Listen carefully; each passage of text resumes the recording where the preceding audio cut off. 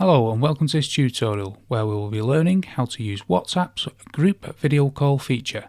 Let's get started. First things first, let's make sure you have the latest version of WhatsApp installed on your device. If you're an Android user, head over to the Google Play Store, and iPhone users, go to the App Store. Search for WhatsApp.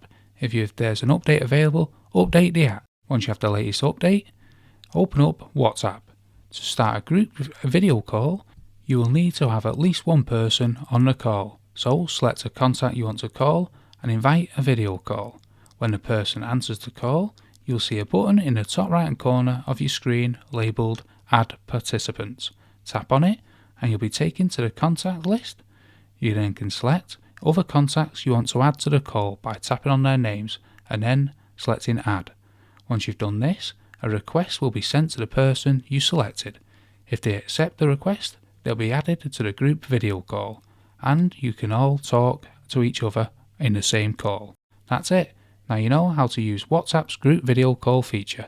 Before you go, please remember to like, subscribe and share this video with your friends. Thanks for watching, and I'll see you in the next one.